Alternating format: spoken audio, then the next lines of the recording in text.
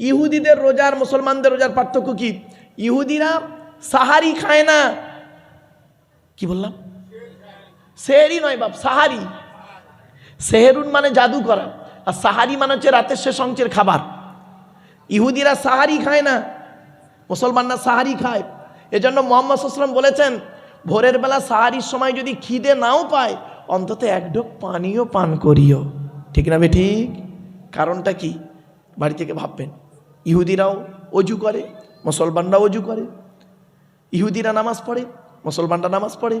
ইহুদিরা 3 ওয়াক্ত নামাজ পড়ে, মুসলমানরা 5 ওয়াক্ত নামাজ পড়ে। চলুন ওদিকে আর গেলাম না, জাস্ট এদিকে আসছে। তাই আল্লাহ পাক বললেন, আম আতাইনাহুম কিতাবান ফাহুম আলা বাইয়িনাতিম মির রাব্বি। আমি তাদের কাছে কি কোনো প্রমাণ সহ কিতাব দিইনি? এসেছে তাওরাত, ইনজিল, জবুর, কোরআন। সবাইকে তারা কি করেছে? ওলট পালট করে দিয়েছে, অস্বীকার করেছে। একমাত্র কোরআনকে অস্বীকার করতে, ওলট পালট করতে পারেনি। কোরআনকে ওলট পালট করতে পারেনি। এমনকি তাওরাত এদিক ওদিক হয়ে গেছে, ইনজিল এদিক ওদিক হয়ে গেছে, জবুর এদিক ওদিক হয়ে গেছে। একমাত্র কোরআনই এমন একটা কিতাব, যে কিতাবের একটা অক্ষর পর্যন্ত পরিবর্তন করতে পারেনি। জোরে বলুন সুবহানাল্লাহ। আল্লাহ পাক কোরআনে নিজেই বলেছেন, ইন্না নাহনু নাযালনা যিকরা ওয়া ইন্না লাহু লাহাফিজুন। আল্লাহ বললেন, আমি কোরআন নাযিল করেছি, এই কোরআনকে হেফাজত করার মালিক হলাম আমি আল্লাহ। আল্লাহ পাক অন্য জায়গায় বলেছেন, ইউরিদুনা লিইউতফিউ নূরাল্লাহি বিআফওয়াহিহিম ওয়াল্লাহু মুতিম্মু নূরিহি ওয়ালাউ কারিহাল কাফিরুন। কাফের বেঈমান মুশরিকরা উঠে পড়ে লাগবে যে কোরআনকে কি করবে? নিভিয়ে দেওয়ার পরিকল্পনা করবে, মুখের দ্বারায়, কথার দ্বারায়, হাতের দ্বারায়, বিভিন্ন অ্যাঙ্গেলে। আমি আল্লাহ আমার জাতের কসম করে বলছি, ওয়াল্লাহু মুতিম্মু নূরিহি, আমি আল্লাহ আমার কোরআনকে কিয়ামত পর্যন্ত জীবিত জিন্দা রেখে দেবো। জোরে বলুন সুবহানাল্লাহ। আপনি কি ভাবছেন? সমস্ত কোরআনগুলো পুড়িয়ে দেন, সমস্ত কোরআনগুলো ফেলে দেন, বেশি নয়, একটা কোরআনের মোকাম্মাল হাফেজকে আল্লাহ জিন্দা রেখে দেবেন। একটা কোরআনের মোকাম্মাল হাফেজ, তার মাধ্যমে কোটি কোটি কোরআন আবার তৈরি হয়ে যাবে। এজন্য হাফেজের মূল্য অনেক বেশি আছে। চলুন এরপর আল্লাহ পাক বলছেন, তারা কি করে? জালিমদের একে অপরের কি হচ্ছে? ধোঁকা ছাড়া কিছু দেয় না। বাল ইন ইয়াঈদু যালিমুনা বা'দুহুম বা'দান ইল্লা গুরুরা। ধোঁকা। কাফের বেঈমান মুশরিকরা, মুমিন মুনাফিকরা কি করে? ধোঁকা দেয়। এই ধোঁকা থেকে দূরে সরে থাকুন। মুমিন হবে কে? সাদামাটা ব্যক্তি। মুমিনের মধ্যে কোনো প্যাঁচ থাকবে না। ঠিক না বে ঠিক? আর প্যাঁচ যাদের মধ্যে থাকবে, মুনাফিক। মুনাফিকের নিদর্শন কি কি?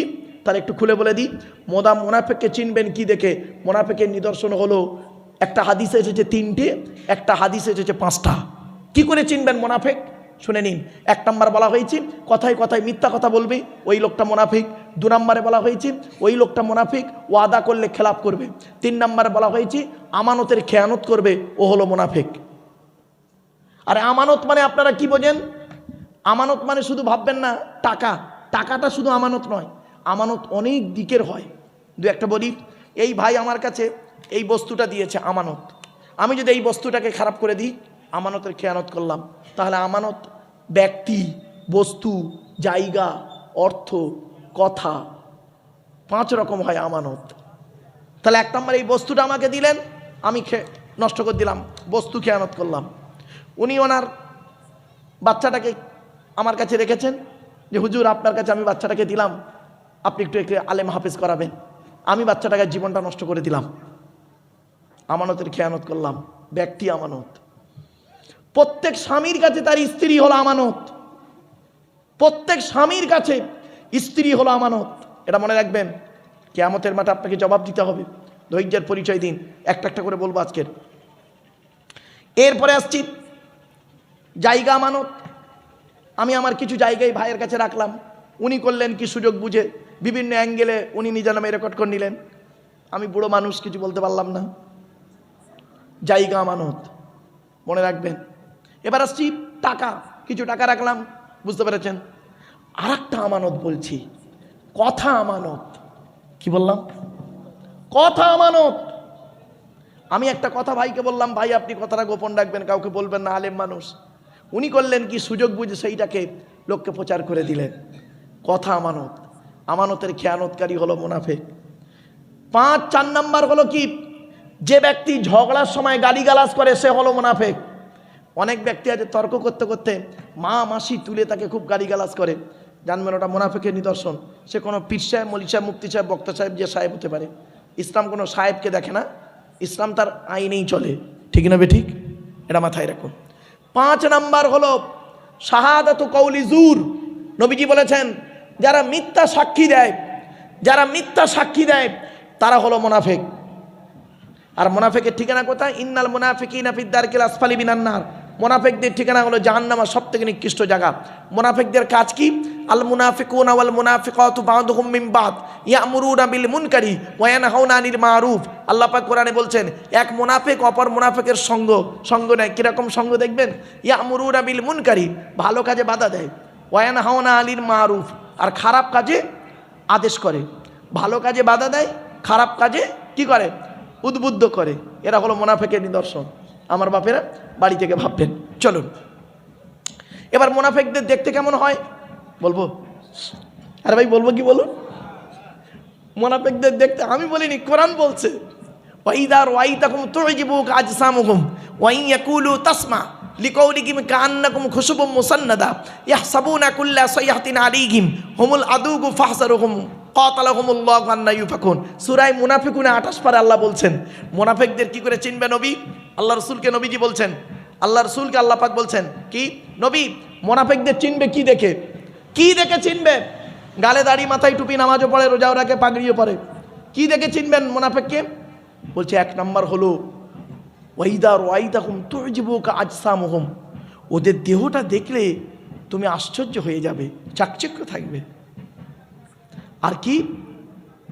ওয়া ইন ইয়াকুলু তাসমা, ওরা যখন কথা বলবে না নবী তুমি দেখবে মনোযোগ সহকারে শুনবে, কত ভালো ভালো কথা বলছে। লিকাউলিহিম কান্নাকুম খুশুবুম মুসান্নাদা, ঠিক ওদের কথাটা কিরকম? দেয়ালে একটা কাঠকে ঠেকিয়ে রাখলে যেমন কোনো অস্তিত্ব থাকে না, ঠেলে দিলে পড়ে যায়, তো ওদের কথাটা ঠিক ওই রকম। আর কি মারাত্মক কথা এবার শুনুন, ইয়াহসাবুনা কুল্লা সাইহাতিন আলাইহিম। আর মুনাফিকদের একটা হলো কি জানেন? প্রত্যেকটা কথা ওরা ওদের বিরুদ্ধে মনে করে, ওদের বিরুদ্ধে। ধরুন একটা কথা অনুমান করছি, খারাপ সেন্স নেবেন না, উদাহরণটা দিক শিখে নিন। ধরুন আমরা 3 জন বসে আছি, আমি একটা কথা বললাম, জাস্ট একটা কথা বললাম যে মুনাফিকদের ভালো ড্রেস হবে, কথাগুলো চাকচিক্য হবে। এখন দেখা যাচ্ছে একজন ব্যক্তি তিনি খুব ভালো জামা পরে এসছেন, তিনি মনে মনে ভাবছেন দেখেছেন উনি একটা পুরাতন জামা পরে এসেছে বলে ওনার হিংসা হচ্ছে, আমি নতুন জামা পরে এসেছি তাই উনি আমার ওই কথাটাই তুললো। এটা মুনাফিকের নিদর্শন, বুঝতে পারছেন না?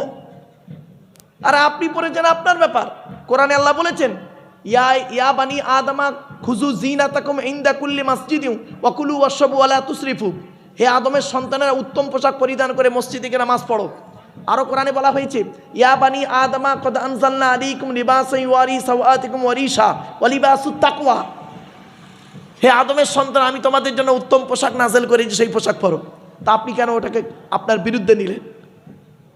কোনো কথা বলছি, ধরুন আমি একটা কথা বললাম যে আল্লাহর কাছে মাথা নত করবেন, নবীর কাছে নবীর কথা মতো চলবেন, আর এমন কোনো ব্যক্তির মানে কি করবেন তার কাছে মাথা নত করবেন না, বলে দিলাম।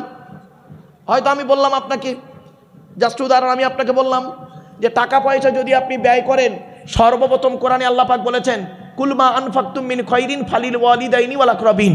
আল্লাহ পাক বলেছেন নবী টাকা পয়সা সর্বপ্রথম তোমরা তোমাদের বুড়ো বুড়ি বাম্মার পিছনে ব্যয় করবে। এখন আমি এই কথা বললাম, এখন আপনি করেন কি? আপনার বাপকে দেখেন না, মাকে দেখেন না, আপনি আপনার শ্বশুর শাশুড়ির কাছে থাকেন, তাদের খুব দেখেন।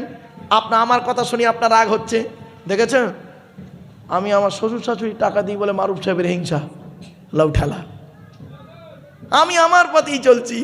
এই মুনাফিকদের নিদর্শন হলো এটা। আর মুনাফিকদের আর একটা নিদর্শন বলে দিই, দেখবেন কেউ কানে কানে কথা বললে তৃতীয় ব্যক্তি মনে করে কি জানেন, আমার বিরুদ্ধে বলছে। খবরদার নয়, আপনি ওই কাজের কাজই নন তো আপনি রেগে যাবেন কেন?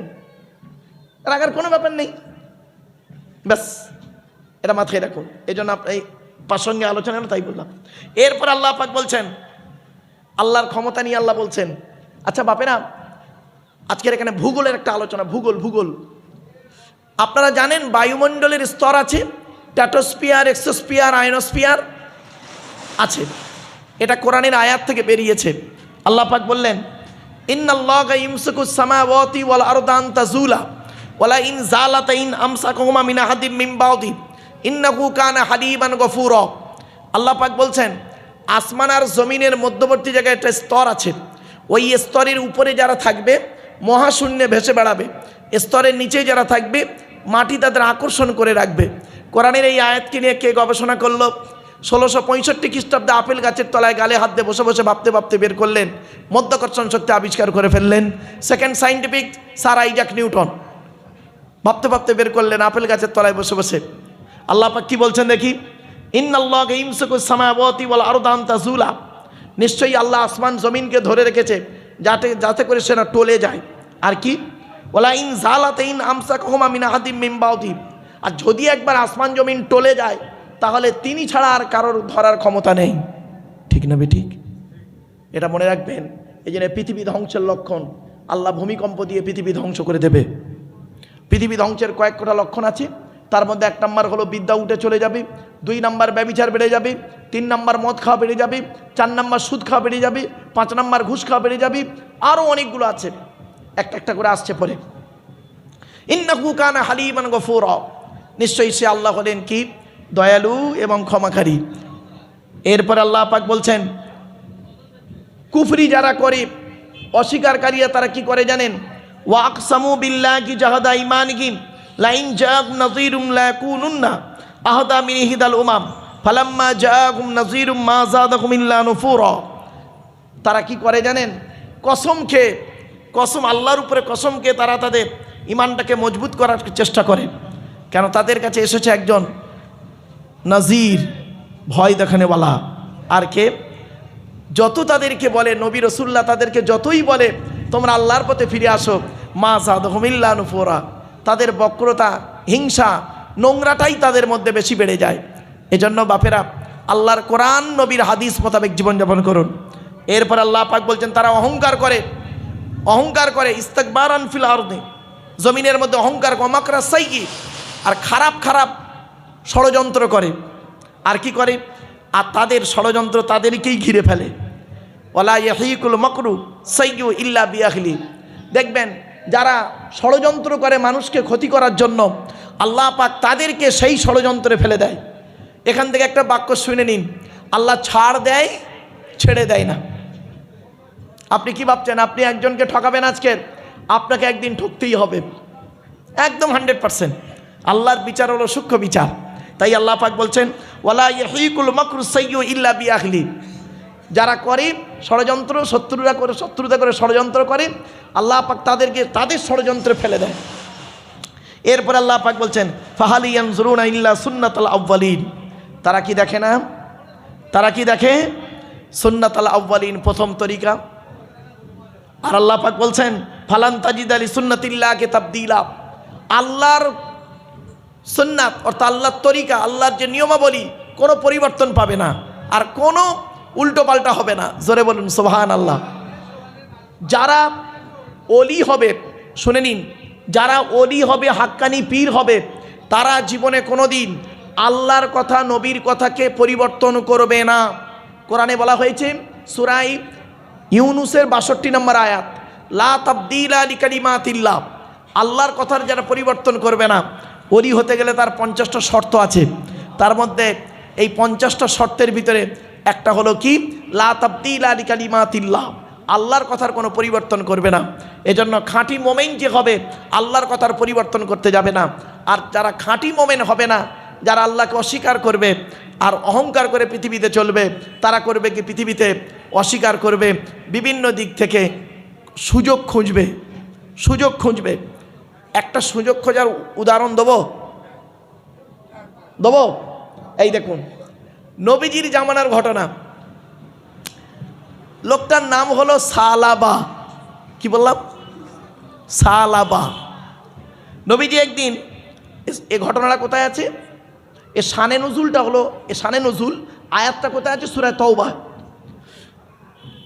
ওই এক ব্যক্তি নবীজির কাছে এসে বলছেন, হে নবী, আপনি আমার জন্য একটু দোয়া করুন। কেন? আমি খুব গরিব। তা দোয়া করলে কি চাইছো? আল্লাহ যেন আমাকে ধনী করে দেয়। তা নবী বললেন, ধনী হলে কি করবে? আমি ধনী হলে প্রচুর টাকা দান করব।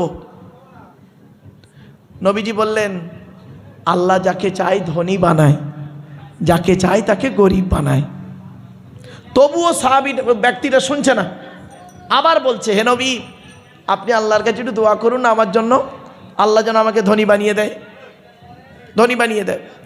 নবীজি দ্বিতীয়বার বললেন, তুমি আমাকে দেখো, আমাকে দেখো আমি কি অবস্থায় আছি, আমার দেখে তুমি শেখো। তবুও লোকটা বলছে, আপনি আল্লাহর কাছে দোয়া করুন না, আল্লাহ যাতে আমাকে ধনী বানিয়ে দেয়। তৃতীয়বার হয়ে যাবার পরে চতুর্থবার আল্লাহর নবী করলেন কি, বললেন, হে আল্লাহ, আপনি এই ব্যক্তিকে ধনী বানিয়ে দিন। তো আল্লাহ তাকে ধনী বানিয়ে দিল। কিরকম ধনী হয়েছে শুনে নিন। এত বকরি আল্লাহ দিয়েছিলেন, সেই বকরি মদিনার বাজারে শহরে থাকতে পারল না। উনি মদিনার শহর থেকে গ্রামের দিকে জায়গা কিনে নিলেন, সেখানে বকরি চড়া মানে বকরির পাল রাখতে লাগলেন। এত আল্লাহ দিয়েছে।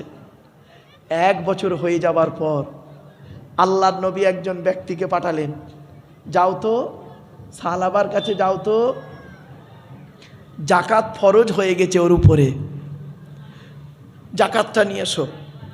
তো সেই ব্যক্তি এসেছেন, নবীজির তরফ থেকে এসেছেন, এসে বলছে, ভাই আমি আল্লাহর নবীর কাছ থেকে এসেছি, নবীজি আমাকে পাঠিয়েছেন, আপনার উপরে জাকাত ফরজ হয়ে গেছে, আপনি জাকাত দেন। কি করছে শুনুন। হ্যাঁ, জাকাত তো দিতে হবে, এটা দেওয়া দরকার, আচ্ছা দেখছি। ভালো।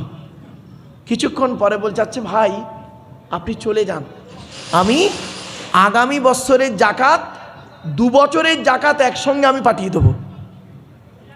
তো লোকটি চলে এলেন নবীজির কাছে, এসে বলছেন, ইয়া রাসূলুল্লাহ, ওই ব্যক্তি বলেছেন 2 বছরের জাকাত একসঙ্গে দেবে, আমাকে ফিরিয়ে দিলেন। তো নবীজি বললেন, ঠিক আছে ঠিক আছে। পরের বছর আবার পাঠালেন। আবার পাঠাতে লোকটা কি করছে জানেন? টাল বাহানা করছে, আজ দিই কাল দিই করতে করতে করতে করতে দিলেন না। তৃতীয় বছরেও দিলেন না। 3 বছর যখন হয়ে গেছে, নবীজি একটু দুঃখ পেলেন। দুঃখ পেয়ে সাহাবীদেরকে বললেন, জানো অমুক ব্যক্তির কথা মনে পড়ে তোমাদের? ও যার সাথে খুব ধনী, বলছে এইখানেই সে এসে বলেছিল যে আল্লাহ, হে নবী, আল্লাহর কাছে দোয়া করুন, আল্লাহ যেন আমাকে ধনী বানিয়ে দেয়। 3বার বলল। চতুর্থবার আমি সহ্য করতে না পেরে আল্লাহকে বললাম, আল্লাহ আপনি এ ধনী হতে চাইছে, ধনী করে দিন। তো আল্লাহ রাব্বুল আলামিন তার অর্থ দিল। আর এই 3 বছর হয়ে গেল সে জাকাত দিল না। খুব খারাপ লাগছে জানো। এই কথাটা সাহাবীদের মধ্যে কানে কানে কানে কানে হতে হতে সাহাবার কানে পৌঁছে গেছে যে তুমি 3 বছর জাকাত দাওনি, আল্লাহর নবী একটু দুঃখ পেয়েছেন। ব্যাস, চতুর্থ বছরে উনি করেছেন কি, জাকাতের কিছু টাকা এনে নবীজিকে বলছেন, ইয়া রাসূলুল্লাহ, আমি খুব ব্যস্ত মানুষ তো হুজুর, আসতে পারিনি, তাই এই বছরে জাকাতের টাকা এনেছি। নবীজি চুপ করে থাকলেন। কিছুক্ষণ পরে আল্লাহ জিবরাইলকে বললেন, জিবরাইল চলে যাও। এই আয়াত নাযিল হলো, চলে যাও জিবরাইল, বাখিলু বিহি, তারা বখলি করেছে, কৃপণতা করেছে, খবরদার নবী, ওর জাকাতের টাকা নেবেন না আপনি। নবীজি বললেন, তোমার টাকা আমি নেব না, চলে যাও। নবীজি ইন্তেকাল করলেন। আবু বকরের যুগ এলো। উনি কিছু টাকা এনে হযরত আবু বকর সিদ্দিক রাদিয়াল্লাহু তাআলা আনহুকে বললেন, হুজুর, আমিরুল মুমিনিন, আমি জাকাতের টাকা দিচ্ছি আপনাকে, আপনি নেন না। উনি বললেন, দেখো, যে টাকা নবী নেয়নি, আমি আবু বকর জীবিত থাকা অবস্থায় সে টাকা নেব না, ফিরে যাও। হযরত আবু বকর ইন্তেকাল করলেন, হযরত উমর খলিফা হলেন। উমরের যুগে উনি করলেন কি, অনেকগুলো টাকা এনে হযরত উমরকে বলছেন, আমিরুল মুমিনিন, আপনি আমার জাকাতটা গ্রহণ করুন।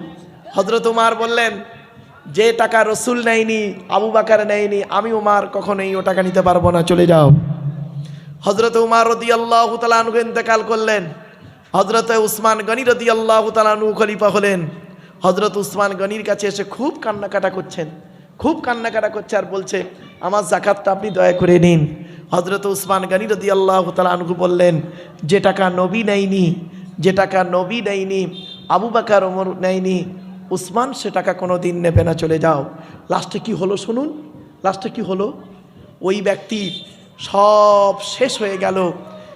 খুব কষ্টে, খুব কষ্টে হযরত উসমান গনি রাদিয়াল্লাহু তাআলা আনহু জামানায় ইন্তেকাল করলেন। কি ভাবছেন? এখানে বসে বসে ভাবুন, না জানি আল্লাহ ওই ব্যক্তির মতো না করে। আমরা অনেক সময় বিপদ থেকে উদ্ধার হয়ে গেলে আল্লাহর ভুলে যাই। এজন্যই আমি বলেছিলাম বক্তব্যের শুরুতেই, প্রিয়জন আর কি প্রয়োজন। এজন্যই কথাটা বলেছিলাম বাবা। হয়তো প্রথমে বুঝতে পারেননি যে কথাটা কেন বললো আজকে 4টে শব্দ। চলো এরপর আল্লাহ পাক বলছেন, হে পৃথিবীর মানুষ, তোমরা কি এই জমিনটা ঘুরে দেখো না? আওয়ালাম ইয়াসিরু ফিল আরদি ফায়ানজুরু কাইফা কানা আকিবাতুল লাযিনা মিন ক্বাবলিহিম ওয়া কানু আশাদ্দা মিনহুম কুওয়া ওয়া মা কানা আল্লাহু লিইউজিজাহু মিন শাইইন ফিস সামাওয়াতি ওয়া লা ফিল আরদি ইন্নাহু কানা আলিমান কদিরা। আল্লাহ পাক বললেন, ওরে দুনিয়ার মানুষ, আসমান জমিনে তোরা ঘুরে ঘুরে দেখ। আওয়ালাম ইয়াসিরু ফিল আরদি, তারা কি জমিনের মধ্যে ভ্রমণ করে না? জমিনের মধ্যে তোমরা ভ্রমণ করো। অন্য আয়াতে আল্লাহ পাক বলছেন, কুল সিরু ফিল আরদি, নবী বলে দাও জমিনের মধ্যে তোমরা ভ্রমণ করো। আমার সৌন্দর্যময় পৃথিবী কি করে তৈরি করেছি, পাহাড় পর্বত নদ নদী কিভাবে তৈরি করলাম একবার দেখো। আর আমি আল্লাহ, আমাকে আল্লাহ আল্লাহ বলে একবার ডাকো। আল্লাহ বললেন, তোমরা পৃথিবীর জমিন ঘোরো, পৃথিবী ঘোরো, আর ঘুরতে ঘুরতে তোমরা দেখো যারা পৃথিবীতে আমাকে অস্বীকার করেছে, আল্লাহকে অস্বীকার করেছে, নবীদের সঙ্গে শত্রুতা করেছে, তাদের অবস্থা কি করেছি একবার লক্ষ্য করে দেখো। ফেরাউনের লাশটা আজও রেখে দিয়েছি। শুধু তাই নয়, শুধু তাই নয়, নমরুদের বালাখানা আজও ভাঙা পড়ে আছে। ঠিক না বেঠিক? কোথায় আছেন? আল্লাহ বলে সব নিদর্শনগুলো রেখে দিয়েছি। যারা আল্লাহর সঙ্গে অস্বীকার করেছে, আল্লাহর সঙ্গে বিরোধিতা করেছে, তাদের অবস্থা কি হয়েছে, আযাব কেমন এসেছে দেখো। শুধু তাদের উপরে আসেনি, তাদের আগে যারা এসছে তাদের উপরে এসেছে। সুতরাং পৃথিবীর মানুষ, এই পৃথিবীর জমিনে আযাব কখন আসবে কেউ জানে না। মনে রাখবেন, আপনার উপরে বালা মুসিবত কখন আসবে আপনি জানেন না। এজন্য বালা মুসিবত আসার আগে আপনি আল্লাহর উপরে ধৈর্য ধারণ করুন।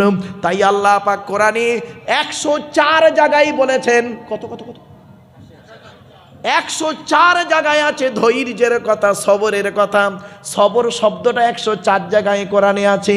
কি ধৈর্য ধারণ করেছেন আপনি? আল্লাহ পাক কোরআনে বলেছেন, নবী আপনি বলে দিন, ওরা আল্লাহকে পেতে গেলে দুটো জিনিসের মাধ্যমে পাবে। কটা কটা কটা? ইয়া আইয়ুহাল্লাযীনা আমানুস্তাঈনু বিস-সাবরি ওয়াস-সালাহ ইন্নাল্লাহা মা'আস-সাবিরিন। হে ঈমানদার বান্দাগণ, তোমরা আল্লাহর কাছে, আমার কাছে প্রার্থনা, সাহায্য প্রার্থনা করবে। অর্থাৎ তুমি আল্লাহকে পাবে দুটো জিনিসের মাধ্যমে। এক নাম্বার হলো বিসবরি, সবরের মাধ্যমে আমি আল্লাহ আমাকে পাবে। তোমার উপরে অপমানিত করা হবে, লাঞ্ছিত করা হবে, তোমাকে উল্টো পাল্টা বলা হবে, তোমাকে বিভিন্ন দিক থেকে পরীক্ষা করা হবে, তোমার জান মাল দিয়ে পরীক্ষা করব। ধৈর্যের পরিচয় তুমি দিলে তুমি আল্লাহর মাকবুল বান্দা হয়ে যাবে, আল্লাহর প্রিয়জন হবে। তার দলিল বলে যাচ্ছি, হযরত আইয়ুব নবী 18 বছর রোগে থাকার পরেও আল্লাহকে ভুলে যায়নি, আল্লাহর কোনোদিন ইবাদত করতে ভুলে যাননি। আল্লাহ পাক করলেন কি, উরকুদু বিরিজলিকা হাযা মুগতাসালুম বারিদু ওয়া শারাব। হযরত ইউনুস নবী 40টা দিন মাছের পেটে থাকার পরেও আল্লাহকে ভুলে যায়নি। মাছের পেটের ভিতর থেকে আল্লাহকে ডাক দিলেন, লা ইলাহা ইল্লা আনতা সুবহানাকা ইন্নী কুনতু মিনাজ জালিমিন। কি ভাবলেন? শুধু তাই নয়, 40 দিন ছিলেন, হযরত ইব্রাহিম খলিলুল্লাহ আগুন কুণ্ডের ভেতর থেকে তাকেও ঠিক ওইভাবে আল্লাহ পাক উদ্ধার করে দিলেন। এজন্য ধৈর্যের পরিচয় দিন। ধৈর্যের পরিচয় যদি আপনি দিতে পারেন তবে আপনি খাঁটি মোমেন। তাই আল্লাহ পাক বললেন বিসবরি ওয়াসসালাম। 1 নাম্বার হলো সবর, 2 নাম্বার হলো নামাজ। মোমেনকে চিনবে কি দেখে? এই দুটো জিনিস হলো মারাত্মক, ধৈর্য আর নামাজ। ইন্নাল্লাহা মা'আস সাবিরিন। যারা ধৈর্য ধারণ করে আল্লাহ রাব্বুল আলামিন তাদের সঙ্গে আছেন। আমার বাপেরা, তাই আল্লাহ পাক বললেন হে পৃথিবীর মানুষেরা দেখো, আসমান জমিনের মধ্যে ঘুরে বেরিয়ে দেখো। আওয়ালাম ইয়াসিরু ফিল আরদি ফায়ানজুরু কাইফা কানা আকিবাতুল লাযিনা মিন ক্বাবলিহিম ওয়া কানু আশাদ্দা মিনহুম কুওয়া। তারা ক্ষমতার দিক থেকে অনেক সক্রিয় ছিল, খুব ক্ষমতাবান ছিল। হুদ নবীর লোকেরা, আদ জাতি খুব ক্ষমতাবান ছিল, কিন্তু তারা ধ্বংস হয়ে গেল। আল্লাহ বলে যাকে আমি ধ্বংস করি একবার খালি বলি শেষ হয়ে যায়। এজন্য ধ্বংস আসার আগে, ধ্বংস হওয়ার আগে তুমি পরিবর্তন হয়ে যাও। এটাই হলো তোমার জীবনের সব থেকে বড় সুযোগ। এরপরে আল্লাহ পাক বললেন তারা কি করেছে? আল্লাহ রাব্বুল আলামিনকে তারা কোনোদিন, পৃথিবী আসমান জমিনের মধ্যে এমন কিছু জিনিস নেই আল্লাহকে কি করতে অপারক করতে পারে। আল্লাহ মানুষকে অপারক করে দেন, আল্লাহকে কেউ অপারক করতে পারে না। জোরে বলুন। আপনি হয়তো মনে মনে ভাবছেন অনেক কিছু করে ফেলবো, আল্লাহ বলে না, তুই মায়ের পেট থেকে এরই দুর্বল হয়ে আস্তে আস্তে ক্ষমতা দিলাম, আবার বুড়ো হবি দেখবি দুর্বল হয়ে যাবি, তোর ক্ষমতা শেষ। এজন্য একটা কথা আপনাদের বলে যাচ্ছি, 40 বছর বয়স হয়ে গেলে, 40 বছর বয়স পার হয়ে গেলে ডিগ্রির কোনো মূল্য থাকে না। ঠিক না বেটি? ডিগ্রির মূল্য থাকে না 40 বছর বয়সের পরে গো বাপ। আর 60 বছর বয়স হয়ে গেলে, 50 বছর বয়স হয়ে গেলে, এই মা বোনেরা শুনে নিন, খুব তো রূপের বাহার দেখান, স্বামীকে গুরুত্ব দেন না, খবরদারে কাজ কোনোদিন করবেন না। শুনে নিন আমার মা বোনদের বলে যাচ্ছি, মা বোনেরা, আল্লাহ রসুল একদিন সাহাবীদেরকে বললেন তোমাদের বাড়িতে কয় শ্রেণীর মেয়ে ছেলে আছে বলো? সাহাবীরা বললেন ইয়া রাসূলুল্লাহ, আমাদের বাড়িতে 4 শ্রেণীর মেয়ে ছেলে আছে। কে কে? মা, বোন, মেয়ে, বউ। আল্লাহর নবী বললেন এই 4 শ্রেণীর মেয়ে ছেলে জান্নাতি না জাহান্নামী বলো? সাহাবীরা বললেন ইয়া রাসূলুল্লাহ, জান্নাতি না জাহান্নামী বলবো কিভাবে? এটা তো বলা সম্ভব নয়।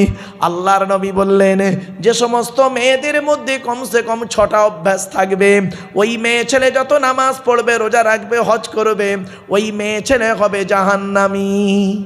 কটা? 6টা অভ্যাস থাকবে। আমার মা বোনরা, চৈতলের মা বোনরা আজকে এসেছেন, মায়েরা বোনেরা, আপনাদের মধ্যে এই 6টা অভ্যাস যেন না থাকে। আর আপনাদেরকে আমি অনুরোধ করছি, বাড়িতে গিয়ে এই 6টা অভ্যাসকে পরিবর্তন করার চেষ্টা করবেন। 1 নাম্বার নবী বললেন ওই নারী হলো জাহান্নামী নারী, যে নারী স্বামীর সঙ্গে যখন কথা বলে মেজাজ দিয়ে কথা বলে। অনেক মা বোন আছে দেখবেন পাড়ার লোকের সঙ্গে কথা বলে মিষ্টি ভাষায়, আর স্বামীর সঙ্গে যখন কথা বলে মেজাজ দিয়ে কথা বলে। খবরদার জীবনে কোনো দিন স্বামীর সঙ্গে মেজাজ দিয়ে কথা বলো না মা। মনে রাখবে স্বামী নামক বটগাছটা যেদিন মরে যাবে, স্বামী নামক বটগাছটা যেদিন মরে যাবে, সেই দিন বুঝতে পারবে কি জিনিস হারিয়েছেন। 2 নাম্বার হলো ওই নারীদের প্রতি আল্লাহর গজব, যে নারী স্বামীর দুর্নাম বদনাম অন্যের কাছে করে বেড়ায়। 3 নাম্বার হলো ওই নারীর প্রতি আল্লাহর গজব, যে নারী স্বামী থাকতে অন্য পুরুষের সঙ্গে পরকীয়ায় লিপ্ত হয়। 4 নাম্বার হলো ওই নারী, যে নারী স্বামীর বিছানা ছেড়ে দিয়ে অন্য বিছানায় রাত কাটায়।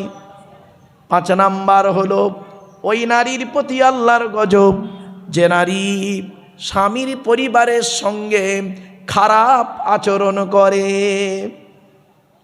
অনেক মেয়ে ছেলে আছে দেখবেন স্বামীকে খুব ভালোবাসে, স্বামীর বাপ ভাইয়ের দেখতে পারে না।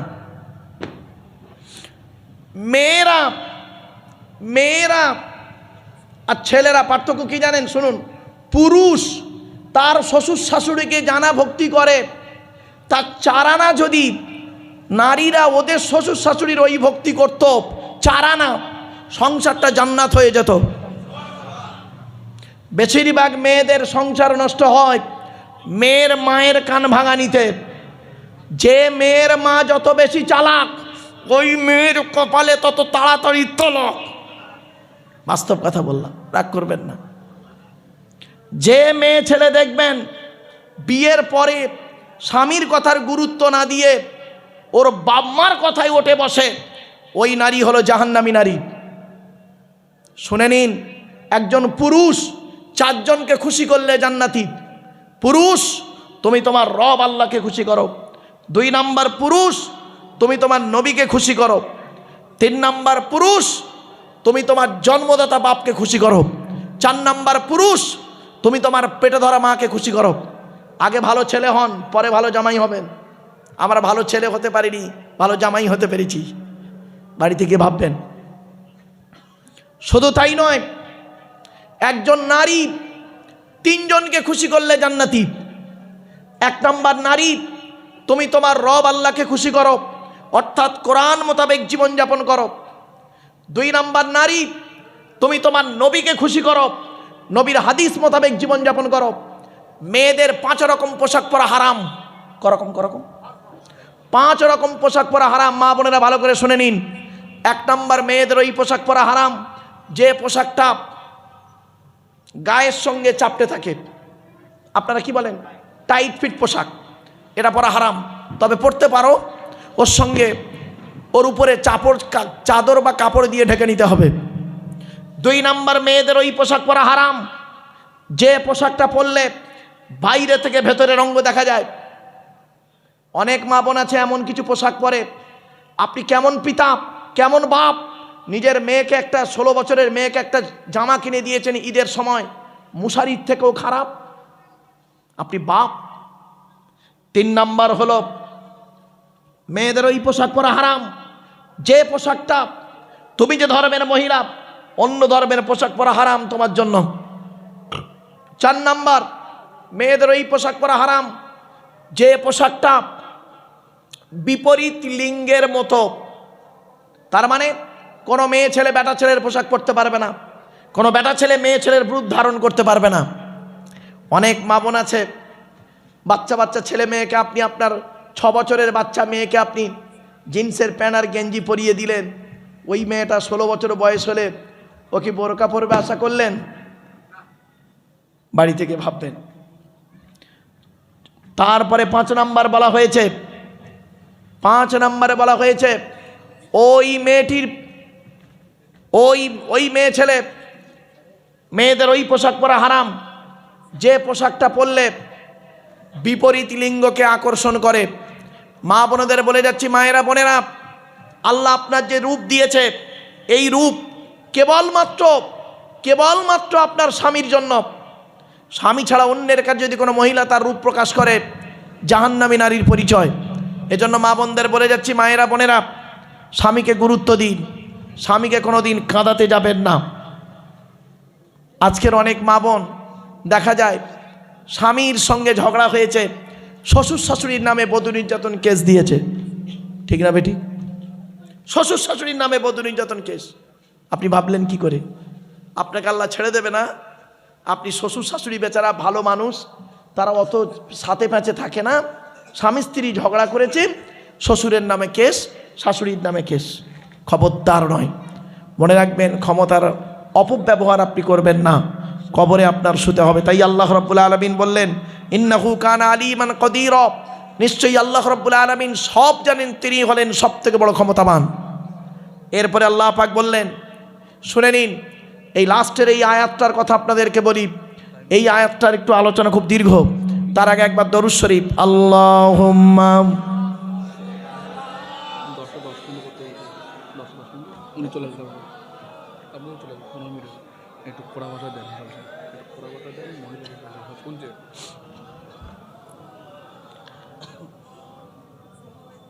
কিয়ামতের মাঠে 2 দিকের প্রশ্ন হবে।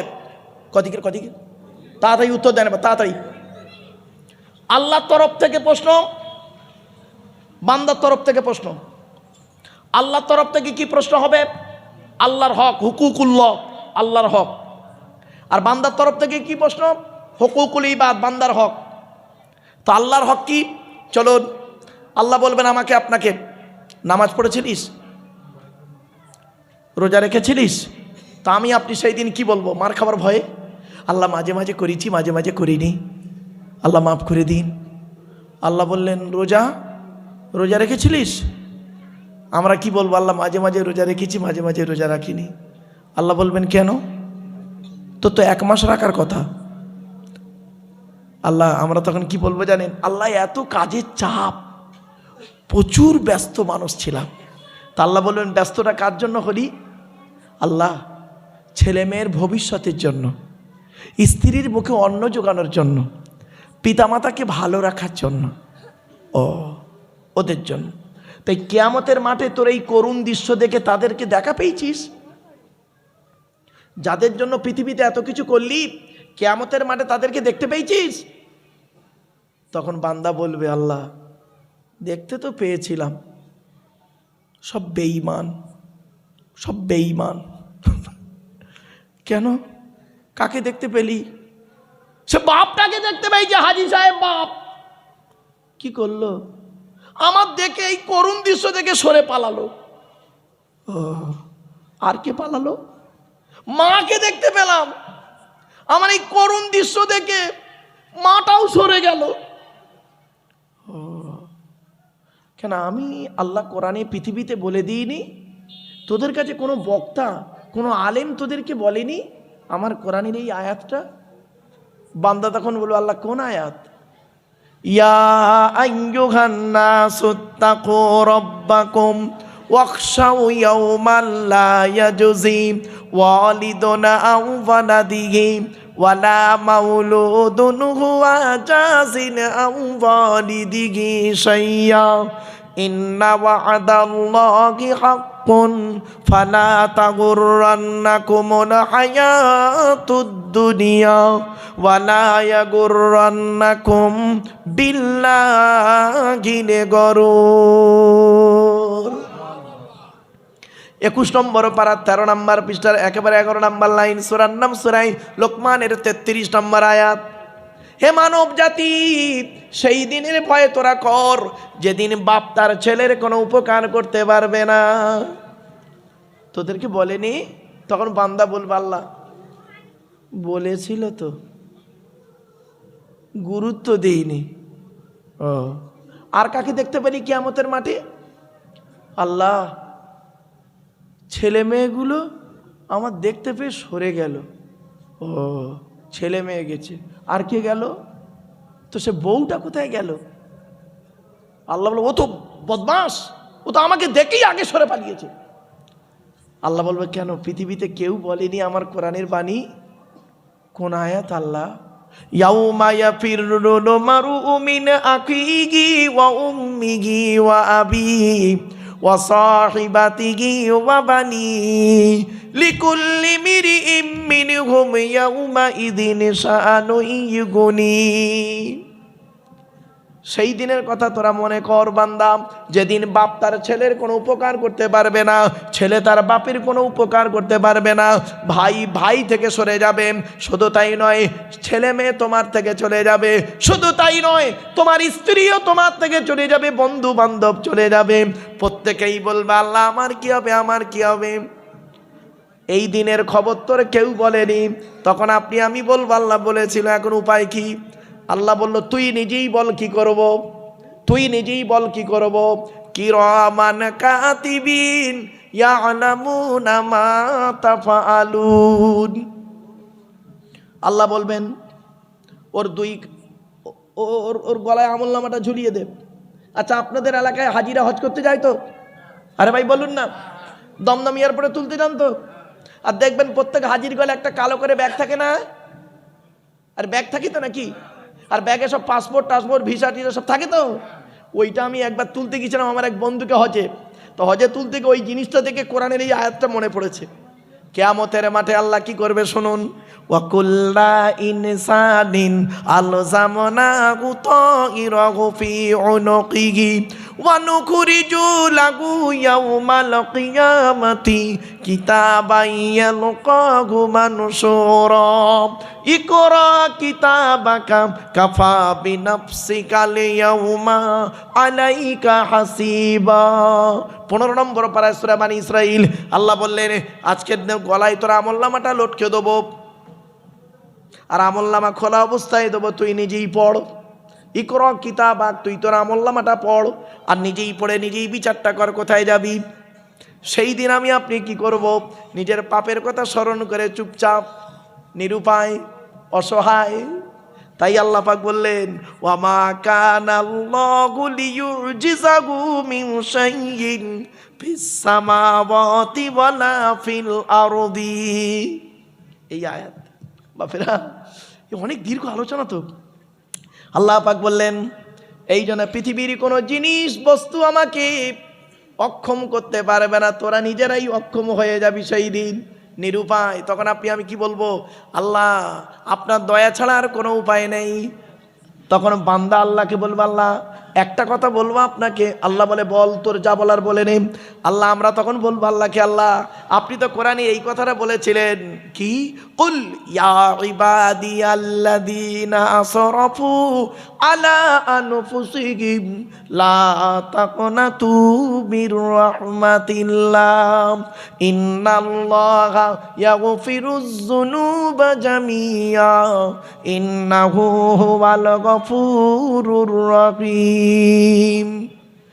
নবী তুমি বলে দাও আমার বান্দাদেরকে আমার রহমত থেকে যেন নিরাশ না হয়ে যায়, ওরা ক্ষমা প্রার্থনা করুক, আমি আল্লাহ ওদের জীবনের গোনাগুলো মাফ করে দেবো। আল্লাহ আজকের দিনে আপনি যদি দয়ালু দয়াবান মাফ না করেন, আমার জাহান্নাম ছাড়া কোনো গতি নেই। আবার বান্দা আর একটা কথা আল্লাহকে বলবো আল্লাহ আপনি তো কোরআনে বলেছিলেন সকলের গুনাহ মাফ করব, কিন্তু একজনের গুনাহ মাফ করব না। ইন্নাল্লাহা লা ইয়াগফিরু আন ইউশরাকা বিহি ওয়া ইয়াগফিরু মা দুনা যালিকা লিমান ইয়াশা। আল্লাহ শিরককারীর গুনাহ মাফ করবে না, বাকি গুনাহ মাফ করলে করতে পারে। আল্লাহ আমি কোনোদিন শিরক করিনি, দয়া করে আমাকে মাফ করে দিন। আল্লাহ সেদিন যদি বলে আব্দুল্লাহ গিল মারুফ তোকে ছেড়ে দিলাম, যা তুই আজকের পার হয়ে গেলি তো বেঁচে গেলাম। আর যদি বলে তুই দাঁড়া তোর হেয়ারিং আছে, এসা ইয়ার হেয়ারিং